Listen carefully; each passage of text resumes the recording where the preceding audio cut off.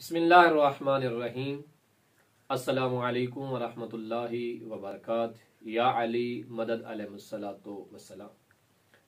तीन ऐसी सूरतें हैं कि जिनमें अगर नमाजी का लिबास या बदन नजस हो तो फिर भी उसे नमाज पढ़नी है, नमाज छोड़नी नहीं है। पहली सूरत, उसके बदन पे कोई फोड़ा वगैरह है या जख्म है और अभी वो सही नहीं हुआ और उसके ऊपर खून लगा हुआ, इस तरह आम जख्म का खून होता है और फोड़े के अंदर खून होता है, अगर वो लगा भी हो तो अयतुल्लाह सिस्तानी फरमाते हैं कि ये शख्स नमाज पढ़ सकता है। दूसरी सूरत यह है कि इंसान के बदन पर या लिबास पर इतना खून लगा हुआ हो कि वो दिरहम का जो हिस्सा है, जो अलज़ाहिर हमारे अंगूठे की ये वाली जो है सूरत बनती है, ये वाली जगह बनती है, अगर इस जगह से कम हो, चाहे वो बदन पे खून है चाहे वो इंसान के लिबास पे खून है, तो इसकी परवाह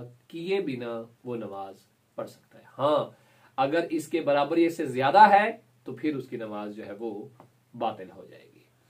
तीसरी सूरत ये बनेगी कि इंसान मजबूर है, चाहे उसके बदन पे खून लगा हुआ है या लिबास पे लगा हुआ है, उसे दूर करने का उसके पास कोई हल नहीं है, कोई तरीका नहीं है, कोई सहूलत मुयस्सर नहीं है जिससे वो उस खून को दूर कर सके। तो इस सूरत में भी अगर वो बदन या जिस्म पे लगा हुआ है फिर भी वो नमाज पढ़ सकता है। वसल्लल्लाहु अला मुहम्मद व आले मुहम्मद।